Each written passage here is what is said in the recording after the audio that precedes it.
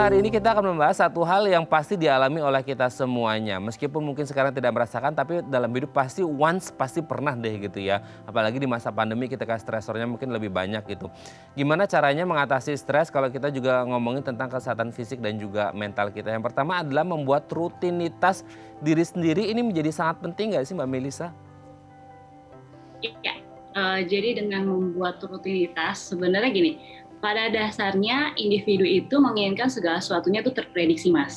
Tujuannya apa sih? Supaya pada akhirnya ketika kita mampu untuk memprediksi, kita mampu untuk melakukan pengontrolan. Ada kemampuan untuk melakukan pengontrolan sehingga akhirnya hasil yang didapatkan ini bisa sesuai dengan ekspektasi kita. Dengan membuat rutinitas, kita tahu kegiatan apa sih yang selanjutnya akan kita lakukan nih. Sehingga pada akhirnya kita mampu untuk melakukan serangkaian persiapan yang matang dan mampu untuk mengontrol hasil yang didapatkan sesuai dengan ekspektasi kita atau target kita. Dengan demikian, hal ini akan membantu kita untuk menurunkan emosi negatif atau meminimalisir emosi negatif. Karena kita sudah melakukan proses persiapan, ada kemampuan untuk mengontrol hal tersebut dan diharapkan hasilnya juga sesuai dengan target. Oke, yang selanjutnya adalah setelah membuat rutinitas, kabarnya juga mengonsumsi makanan sehat ini bisa berpengaruh untuk mengatasi stres untuk kesehatan fisik dan mental. Gimana nih kalau ngomongin makanan sehat kan oke lah, otomatis ada vitamin, mineral, protein dan lain sebagainya untuk kesehatan fisik. Kalau untuk mental itu gimana itu Mbak Melisa? Jadi sebenarnya dengan kita mengonsumsi makanan yang sehat, sejumlah nutrisi yang dibutuhkan oleh otak kita tahu ya otak kita ini adalah pusat kendali perilaku manusia. Jadi nutrisi yang memang tercukupi dari makanan yang sehat ini akan tercukupi dengan baik. Sehingga pada akhirnya akan membantu apa? Kelancaran dari neurotransmitter di otak kita. Neurotransmitter itu apa sih gitu ya? Neurotransmitter adalah penyampaian pesan antar sel saraf. Jadi ketika memang kita mampu untuk mengonsumsi makanan yang sehat, otak kita akan memiliki kelancaran neurotransmitter itu sendiri, dan yang kedua akan melindungi otak kita dari efek oksidan. Efek oksidan itu apa? Efek yang sangat mempengaruhi mood kita dan kesehatan mental kita. Jadi kalau di mana kita mampu untuk mengonsumsi makanan yang sehat, efek itu ada dua tadi. Yaitu yang pertama akan melindungi otak kita dan kelancaran neurotransmitter itu sendiri. Tidur nyenyak. Seberapa penting sebenarnya kalau kita ngomongin tidur nyenyak yang untuk sebagian orang mungkin berpikir ya tidur mah cuma tidur aja kali, masa ada hubungannya sama kesehatan fisik dan mental gitu. Gimana nih Mbak Melisa?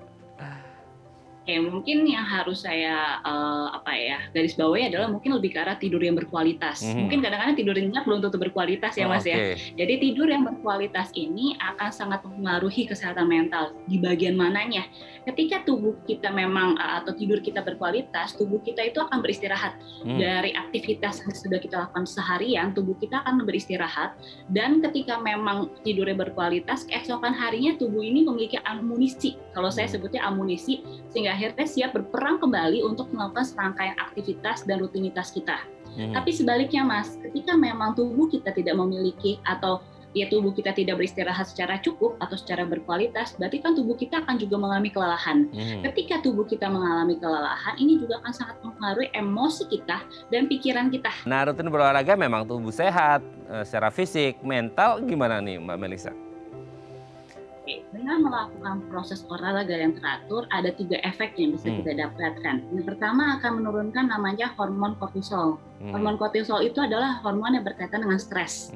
Dan yang kedua akan memproduksi hormon yang namanya endorfin. Dan yang ketiga juga akan mempelancar kegiatan neurotransmitter yang namanya serotonin dan dopamin. Dua yang tadi saya sebutkan, endorfin, serotonin, dan dopamin, ini akan sangat terpengaruhi dengan mood seseorang. Sehingga pada akhirnya ketika mood kita terjaga dari olahraga yang teratur, ini akan mempengaruhi kesehatan mental kita juga Mas. Oke, yang terakhir nih Mbak. Nah, lakukan relaksasi seperti meditasi, yoga. Ini perlu aturan khusus nggak sih untuk kemudian atau sekadar memejamkan mata, menarik napas, mengeluarkan napas secara pelan-pelan gitu sambil nggak usah memikirkan yang aneh-aneh, overthinking juga kayak yang tadi. Gimana nih Mbak Melisa? Sebenarnya memang kita kalau dalam proses relaksasi itu ada instruksinya tersendiri sih Mas memang. Tapi di luar dari instruksi yang ada, sebenarnya yang paling penting adalah kita kondisikan dulu nih situasi yang ada. lingkungan, dan waktu. Sediakan waktu.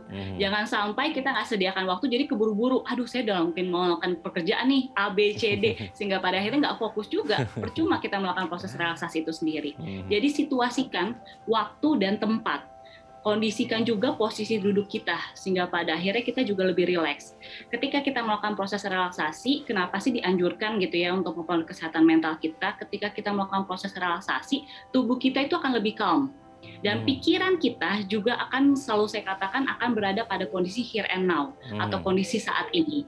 Sehingga pada akhirnya ketika kita menghadapi situasi yang tidak menyenangkan atau ada permasalahan gitu ya, tubuh kita yang sudah calm ini lebih siap untuk menghadapi situasi tersebut.